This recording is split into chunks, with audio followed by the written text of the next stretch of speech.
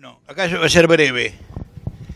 Por un lado, para remarcar que el otro día inauguramos una subsede en La Ferrer, en Gregorio de la Ferrer. Eso no es casualidad, es que queremos borrar los espacios que hay muchas veces en La Matanza entre vecinos y pobladores que viven del Camino Cintura para Avenida General Paz y los que viven en lo que nosotros lo llamamos los kilómetros, La Ferrer, González Catán, Virrey del Pino, Rafael Castillo, etcétera, etcétera. Esa finalidad buscamos y buscar otro polo también de participación con los abogados y vecinos de esas zonas.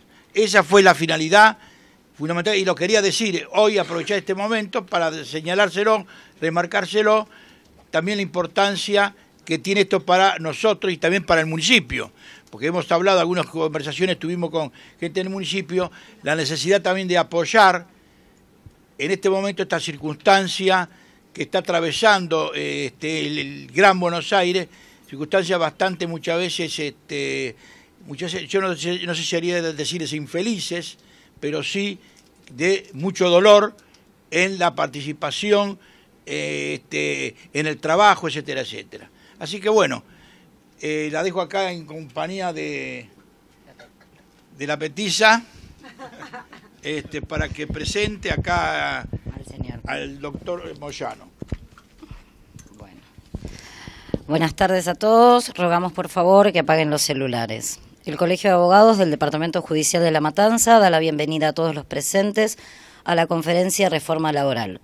Preside esta ceremonia el señor presidente del Colegio de Abogados, el doctor Alberto Justino Rivas, quien se haya acompañado en este estrado por el señor secretario general, doctor Gabriel Mónaco, la tesorera, la doctora Estela Marifarioli, y el protesorero, el doctor Omar Lacoste. Asimismo, se hallan presentes en este recinto con la comisión directiva del Sindicato Obrero del Caucho, Lista Blanca y Celeste. A su vez, agradecemos la presencia de jueces, funcionarios del Departamento Judicial de La Matanza, como así también al resto de integrantes del Consejo Directivo del Colegio de Abogados del Departamento Judicial de La Matanza y destacados abogados de la matrícula. A su vez, hago la presentación de la doctora Carla Puyó, presidenta de la Comisión de Nobles, y del doctor José Pasotti, secretario de la misma, quien presentará al doctor Hugo Moyano. Hola, ¿qué tal? Buenas tardes. Gracias por venir. Bueno, hoy tenemos el lujo de que nos visita el doctor Hugo Antonio Moyano, joven abogado, pero con una vasta experiencia laboral, abogado de la CGT, abogado de la Federación de Camioneros, asesora muchísimos gremios, litiga tanto en el ámbito judicial como en el administrativo, en el Ministerio de Trabajo, está al frente de muchas luchas de trabajadores, actualmente por ejemplo la de Telam, así que bueno, vamos a aprovecharlo y agradecerle la presencia por supuesto y es todo suyo, doctor.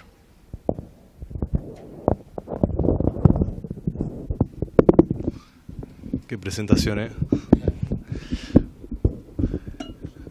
Bueno, antes que nada quiero agradecer a las autoridades del colegio, en la persona de su presidente, por la invitación, al colega y compañero José Pasotti también por haber sido el intermediario en esta invitación, y decirles y confesarles que me siento muy honrado y orgulloso de estar particularmente en esta localidad.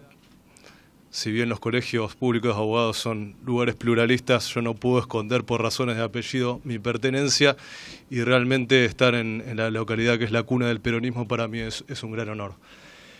Y sobre todo para hablar de un tema tan importante para el mundo del trabajo como es la reforma laboral que quiere llevar adelante el gobierno nacional.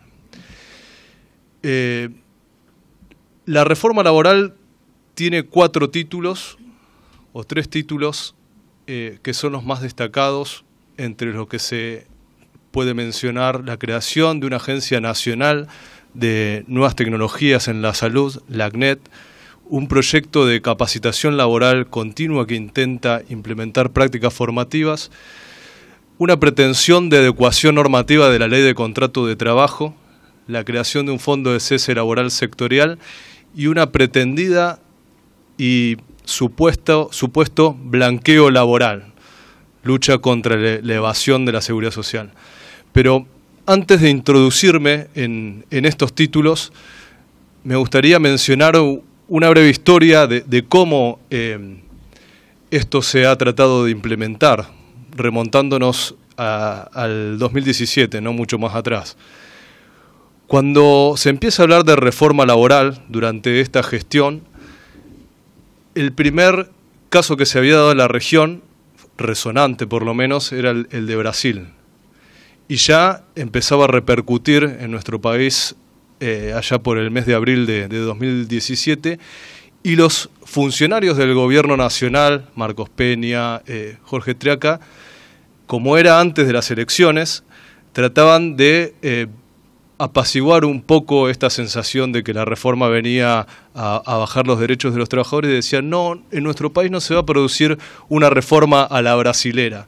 En nuestro país lo que se va a implementar es un blanqueo laboral y se van a hacer reformas por sectores, reformas sectoriales a través de los convenios colectivos de trabajo. Se va a ir por actividad para tratar de modernizar los convenios colectivos de trabajo. Por lo tanto, va a ser todo en el marco del consenso. Los sindicatos y el sector empresario lo van a poder definir y el Estado no se va a meter. Bueno, llegaron las elecciones de medio término en octubre de 2017, ganó el gobierno nacional y se envalentonó.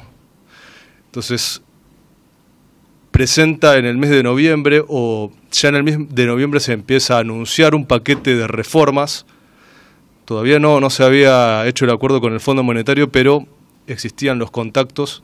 Después en marzo vino por primera vez Christine Lagarde a nuestro país, pero ya estaban los contactos. Y el primer paquete que se mete es el de reforma previsional, tributaria y laboral.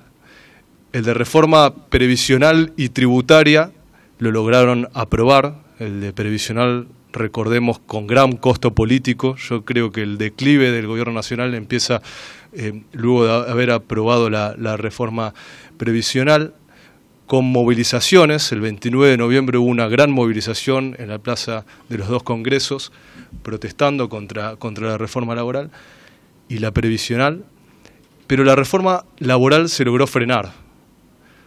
Se logró frenar, y siempre lo digo que tengo oportunidad, no por ser autorreferencial ni hacer propagandas de ningún tipo, ¿no?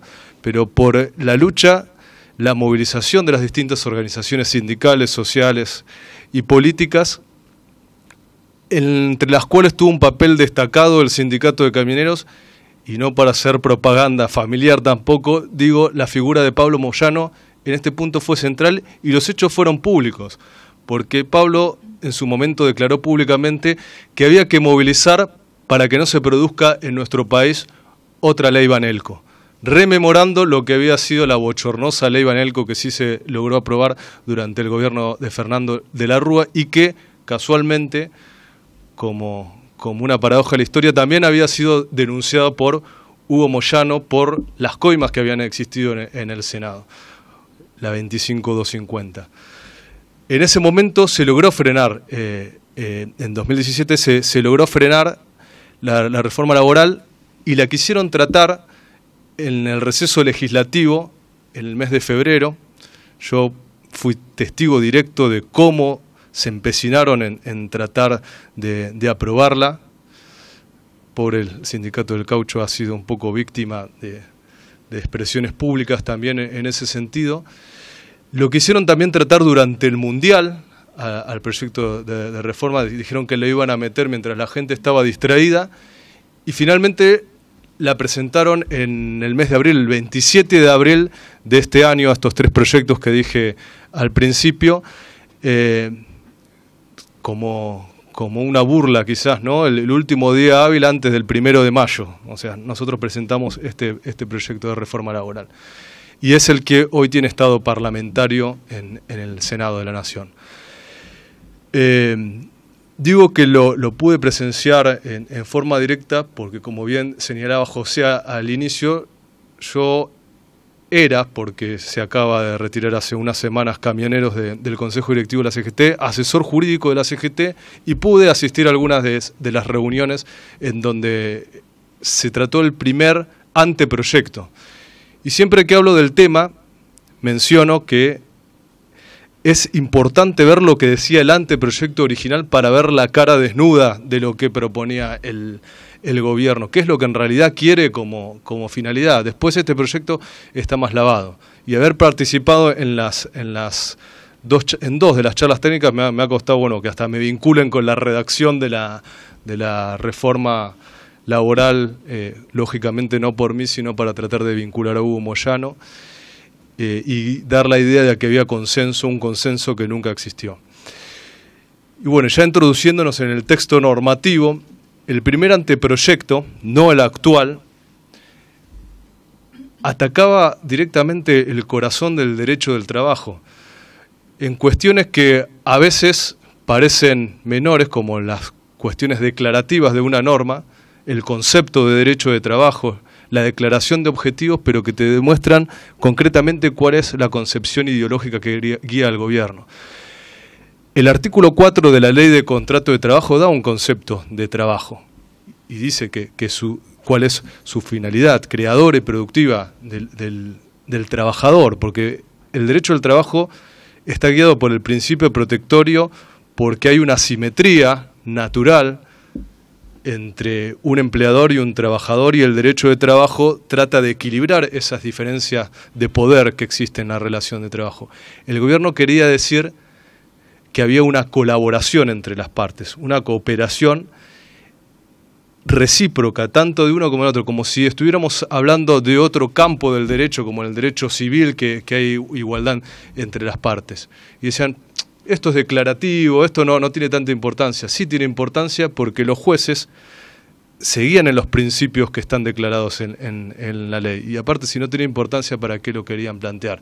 En la declaración de objetivos, y también lo planteaban como una cuestión menor, se afirmaba que había que liberar a las fuerzas de la producción de todo mecanismo regulatorio o fenómeno distorsivo para las empresas que no les permitiera desarrollarse productivamente.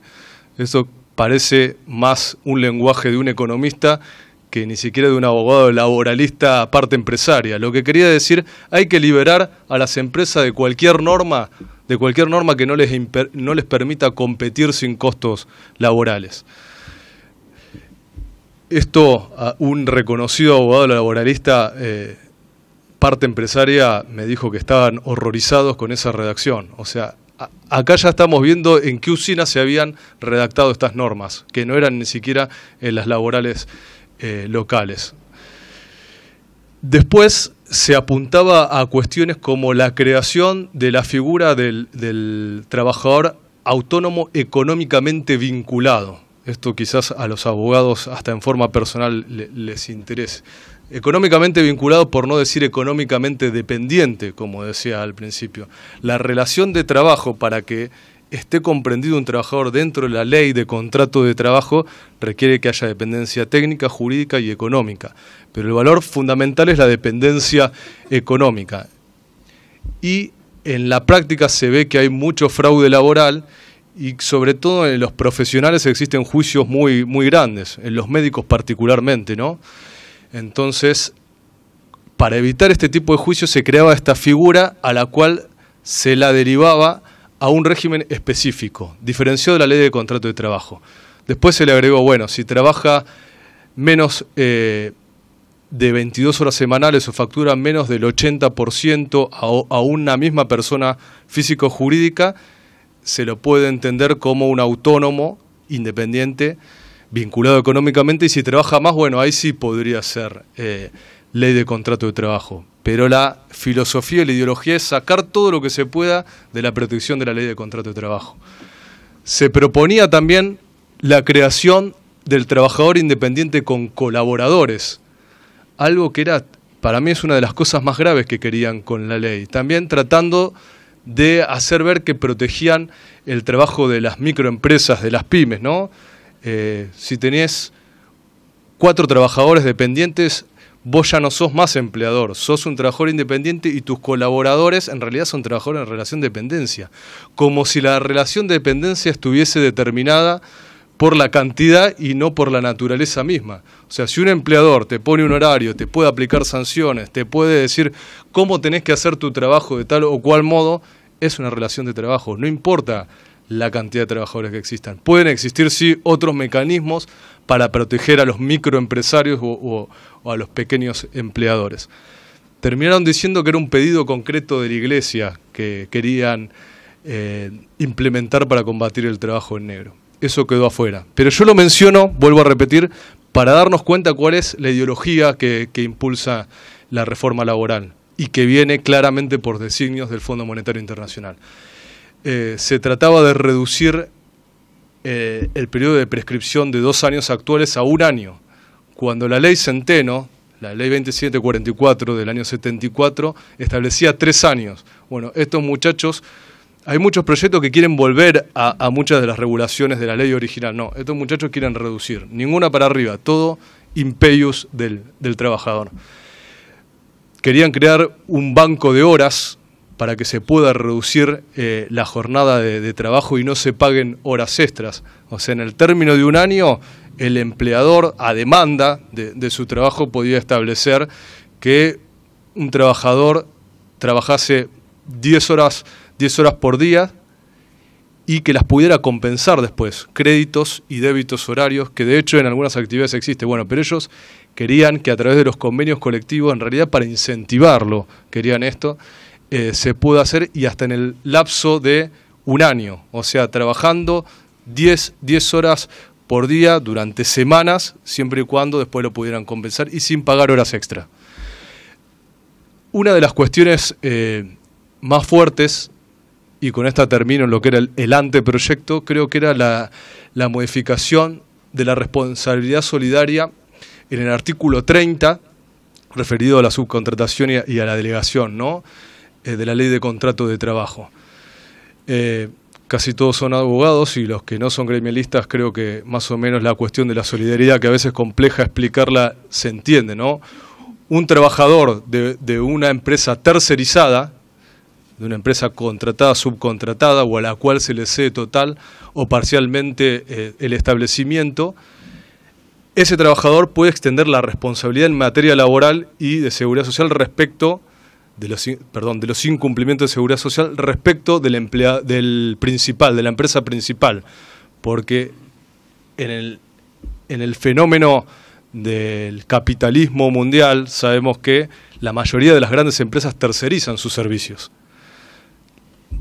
Mencionando también la ley Centeno original, decía que esa responsabilidad solidaria de las tercerizadas se podía extender incluso aunque fuese accesoria de la principal. Actualmente, porque la dictadura militar lo modificó, establece que la actividad tiene que ser específica y propia de la principal. Bueno, con ejemplos es más fácil de entenderlo.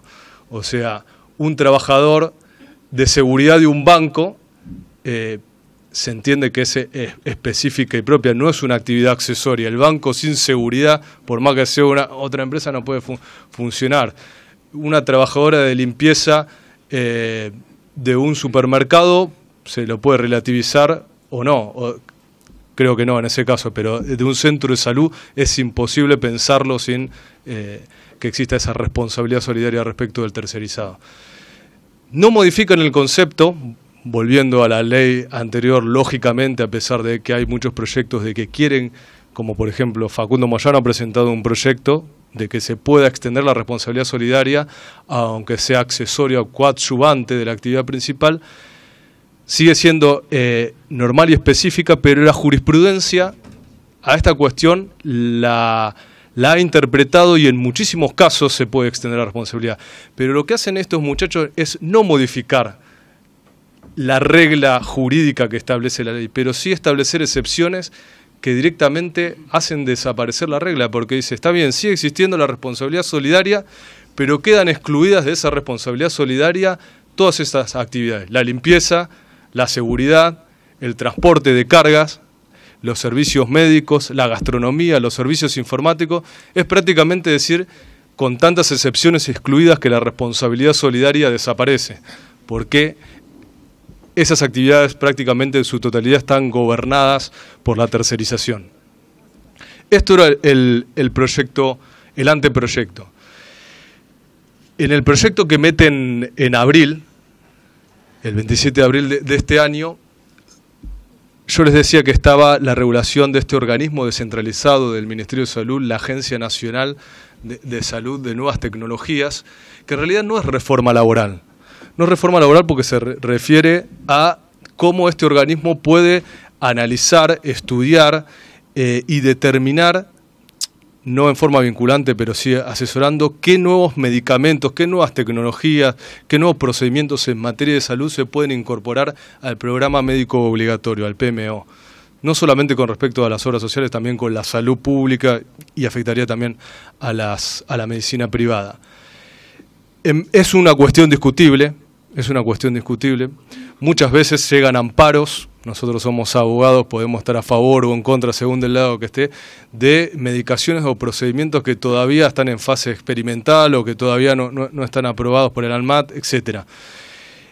Y pueden significar un costo para la medicina. En este caso yo creo que se estaba apuntando a las obras sociales, ¿no? O sea, puede ser discutible, puede ser favorable, siempre y cuando esto no sea una moneda de cambio para decir, bueno, este proyecto lo aprobamos, pero también ustedes consensúen por el otro lado lo que sí es reforma laboral. Esto no es reforma laboral propiamente dicha, pero los otros proyectos sí. Por eso no me quiero extender en lo que es la Agencia Nacional de Salud, simplemente para demostrar en qué escenario estamos parados. Después hablaba un proyecto de capacitación laboral continua que trata de implementar prácticas formativas. Antes de entrar acá estábamos hablando de los 90, ¿no? De los 90, del fraude laboral. Y esto nos remonta a lo que eran las pasantías. El proyecto trata de establecer una transición entre la educación formal, entre el mundo de la educación formal y el mundo del trabajo, para que los estudiantes en cualquiera de sus niveles o los nobles graduados se puedan adquirir experiencia en un ambiente real de trabajo. Entonces, se delega en los convenios colectivos también la posibilidad de estas capacitaciones con prácticas formativas. De decir, bueno, el estudiante hace sus primeros pasos, gana experiencia, pero no es trabajo en relación de dependencia, y el proyecto lo aclara. Cuando te aclaran, te oscurecen, te dicen, no es relación de dependencia, esto es formativo, no es productivo. Y aclara, no es relación laboral. Igual se le va a respetar todo lo que tenga que ver con obra social, con accidente de trabajo, pero sí los convenios, tanto generales como individuales de prácticas formativas, van a poder extenderse hasta un año formándote, hasta 30 horas semanales. Pero también, si las características de la actividad lo justifican, hasta 130 horas mensuales distribuido a conveniencia, ¿no?, del empleador que firme el convenio con la institución educativa. Incluso en épocas de receso educativo, se pueden extender 10 horas más todavía. Y en el caso concreto, un mismo practicante, si las circunstancias lo ameritan, se puede extender 6 meses más. O sea, vas a poder llegar a estar 1 año y medio haciendo prácticas formativas con este régimen de jornada, porque por más que me digan que es práctica formativa, yo digo que es una jornada de trabajo. Sí, perdón, ¿puedo sí. hacer una aclaración respecto al tema de las pasantías? Sí. O sea, se toman los pasantes en realidad y hacen el mismo trabajo que una persona contratada. Claramente. Que está en planta permanente. Claramente. O sea, utilizan esa figura para hacer un abuso. Claramente, apuntan al fraude laboral.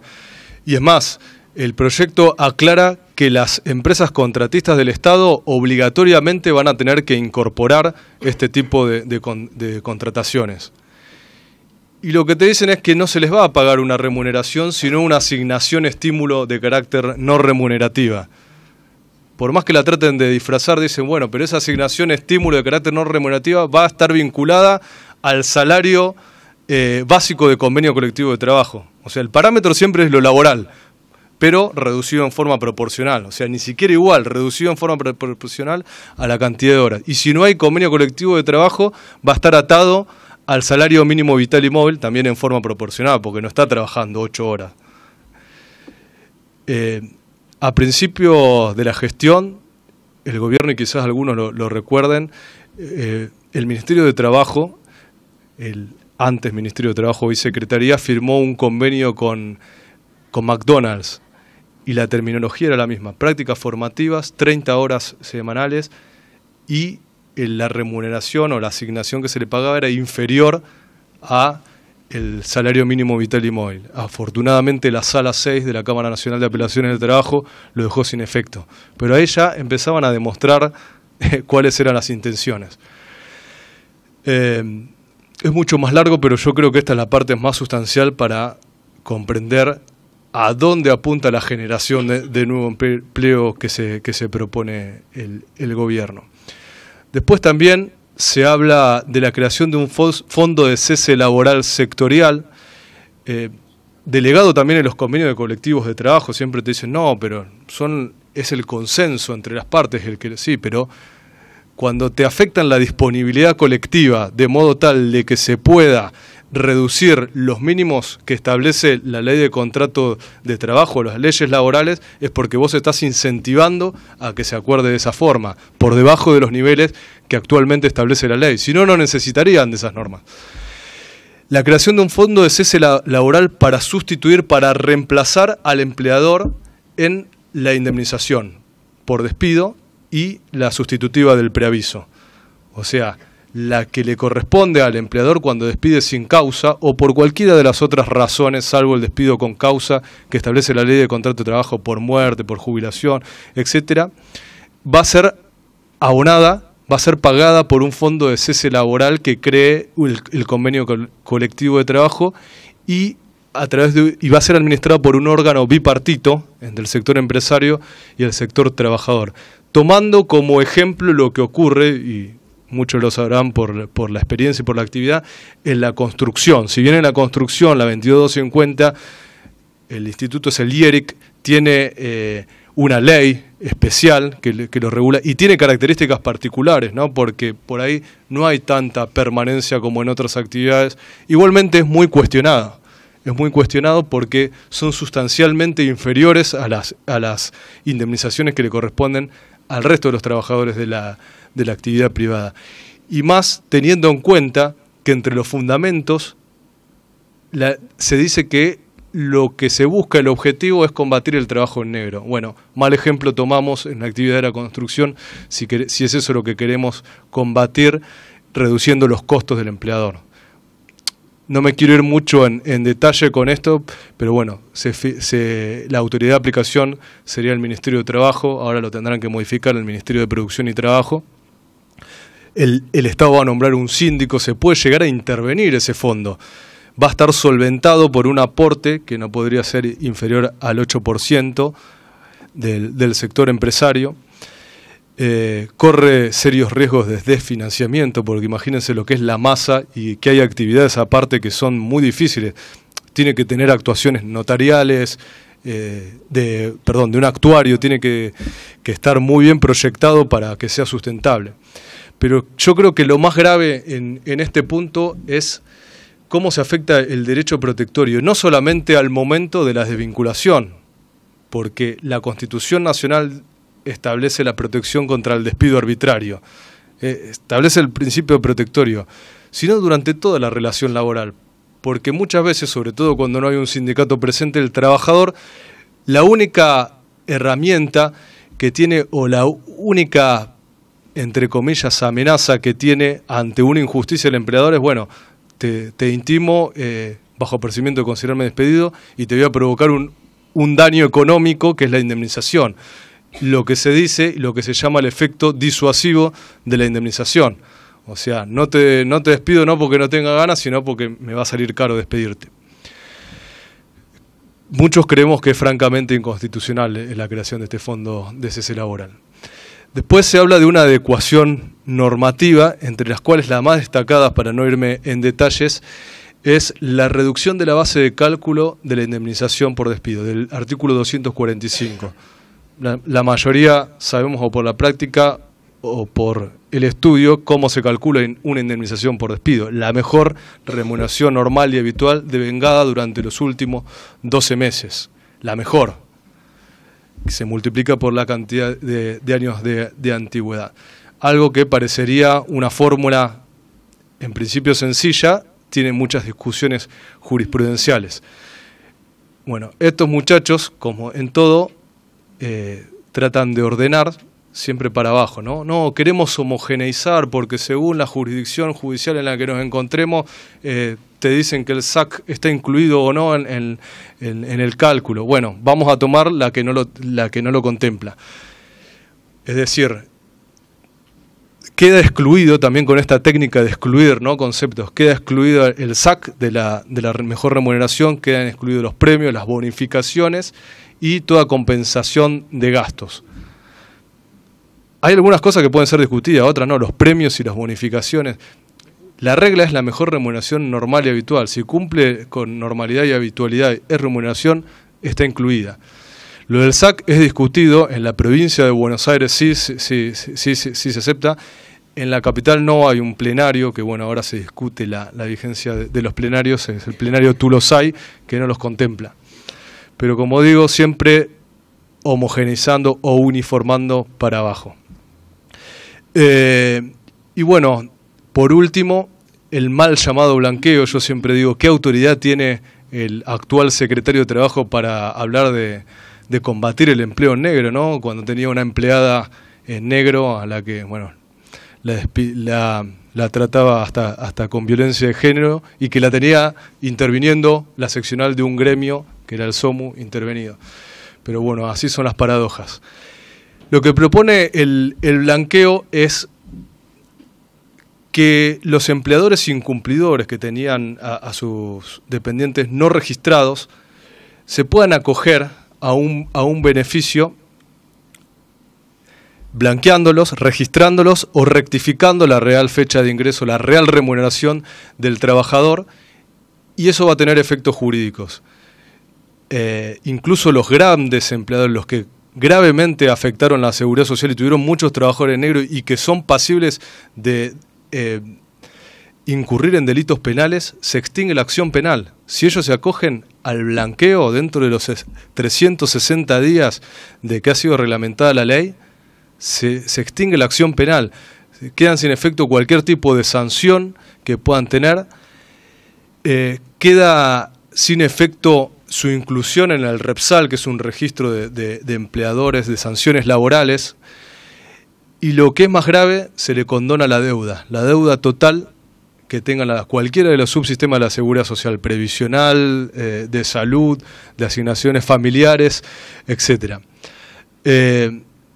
Y otra de las cuestiones que hace bastante a la práctica de los abogados y por las cuales también siempre se acusa, ¿no?, de la industria del juicio, de la alta litigiosidad, es que quedarían sin efecto las multas de la 24013, de la 25323, de la 25345 y que agravan la indemnización que le corresponde a los trabajadores normalmente, o sea, por un despido común, pero cuando hay empleo en negro no registrado, sabemos que hay multas, a veces muy superiores a la que le corresponde a un trabajador por una indemnización común y silvestre, digamos. Bueno, se reduce esa multa muy sustancialmente y aparte el destinatario ya no va a ser el trabajador, sino que va a ser la seguridad social.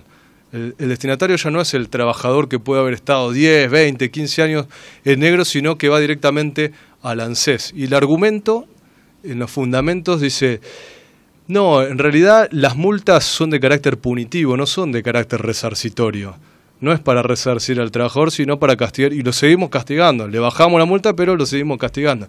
Bueno, habría que explicarle al trabajador que estuvo 10, 15, 20 años en negro que no se lo va a resarcir porque no tuvo salud, porque no tuvo aportes previsionales y porque no gozó de ninguno de los derechos que le da los beneficios de estar en una relación registrada. Bueno, ni que hablar de los empleadores que sí tuvieron a su personal en negro y que se sienten absolutamente estafados porque el que fue incumplidor es premiado por este proyecto. Esto es muy a vuelo de pájaro y a grandes rasgos lo que abarca la reforma laboral. Y quizás para dar algún disparador, si alguno quiere hacer una pregunta, es un poco denso el tema, yo lo sé, a pesar de estar en un ámbito jurídico, yo siempre lo hago un poco más político que técnico, pero me quedé con una pregunta que me hizo un periodista una vez que fui a hablar hablar de la reforma laboral en el PJ de Necochea, y me dice: bueno, doctor, está muy bien todo el tema de la reforma laboral, lo entendemos, se puede profundizar, pero también hay una reforma laboral de hecho que se está produciendo, no solamente lo que quieren implementar a instancias del Fondo Monetario Internacional para reducir los costos. Hay una reforma laboral de hecho, y bueno, lo que venía diciendo, este convenio con McDonald's el 2016, el ataque que reciben los jueces cuando fallan en un sentido a favor de los trabajadores, cuando homologan una paritaria, cuando dejan sin efecto una intervención, cuando hacen lugar a reinstalaciones de trabajadores que han sido antisindicalmente despedidos, son incluso denunciados o se les inician juicios políticos. También hay reforma laboral de hecho cuando el salario real se pulveriza por la devaluación y el Ministerio de Trabajo y el gobierno a través de todas sus carteras pone techos del 15% de inflación, después lo puede haber llegado a subir, ¿no? Hay reforma laboral de hecho cuando las organizaciones sindicales que se oponen a estos avances son perseguidas, ya sea en sus dirigentes o a la organización, y son multadas por importes que realmente son siderales y que no reconocen antecedentes en la historia ni de nuestro país ni del mundo. Entonces, la reforma laboral no se implementa solamente a través de mecanismos jurídicos concretos, sino a través de todos estos otros mecanismos, como por ejemplo también son los intentos de destruir a la Justicia Nacional del Trabajo. La Justicia Nacional del Trabajo, que fue creada como fuero también siempre soy reiterativo y me remonto a Perón, ¿no? Pero es la realidad. Se quiere hacer el traspaso de la Justicia Nacional del Trabajo a la órbita de la Ciudad Autónoma de Buenos Aires para nombrar los jueces. Bueno, ahora también en la provincia de Buenos Aires se quiere hacer una reformulación de los tribunales de trabajo y establecer la doble instancia. Se quiere hacer también reforma laboral de hecho cuando se degrada al Ministerio de Trabajo a la calidad de Secretaría de Trabajo. Este también es un logro del peronismo, ¿no? Perón fue secretario de Trabajo y Previsión, supo todo lo que se podía hacer desde esa cartera de Estado y por eso en el año 49 se le dio la categoría de Ministerio de Trabajo. Esto significa recorte presupuestario, significa recorte de poder y significa sobre todo un sesgo ideológico, ¿no?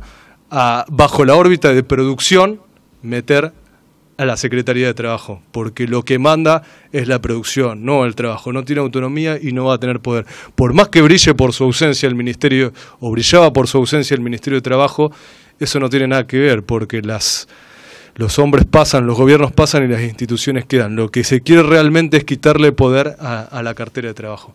Así que bueno, con este último disparador de reforma laboral de hecho, doy por concluida y estoy abierto a cualquier tipo de preguntas. Muchas gracias.